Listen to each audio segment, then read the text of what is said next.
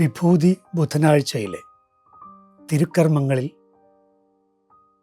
സുവിശേഷ പ്രഘോഷണത്തിൽ നമ്മൾ കേട്ട മറ്റൊരു കാര്യമാണ്, നീ പ്രാർത്ഥിക്കുമ്പോൾ നിന്റെ മുറിയിൽ കടന്ന് കതകടച്ച് രഹസ്യമായി നിന്റെ പിതാവിനോട് പ്രാർത്ഥിക്കുക. പ്രാർത്ഥന കതകടച്ച് ആയിരിക്കണമത്രേ. പ്രാർത്ഥന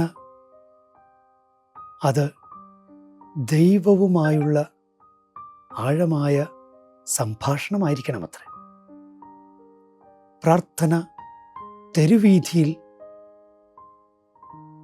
നടക്കില്ല അത്രേ. നിങ്ങൾ പ്രാർത്ഥിക്കുമ്പോൾ കപടനാട്യക്കാരെ പോലെ ആകരുത്.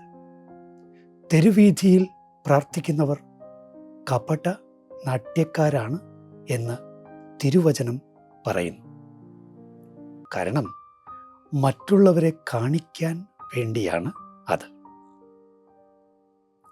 പ്രാർത്ഥന മറ്റൊരാളെയും കാണിക്കാൻ വേണ്ടിയല്ല, മറിച്ച് പിതാവിൻ്റെ മുൻപിൽ സ്നേഹത്തോടെ നിൽക്കലാണ്.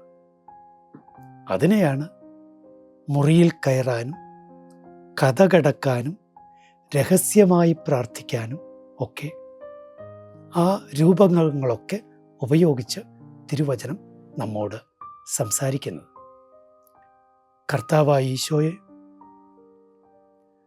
തെരുവീഥി പ്രദർശനപരതയുടെ വല്ലാത്ത പ്രലോഭനം ആണ്.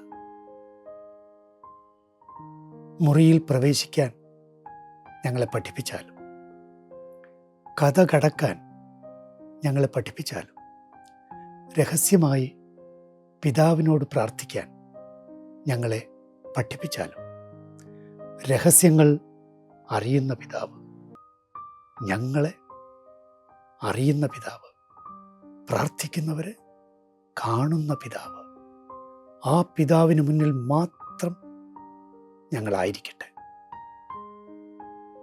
മറ്റുള്ള ആരുടെയും മുമ്പിൽ ഞങ്ങൾ ആകാതിരിക്കട്ടെ.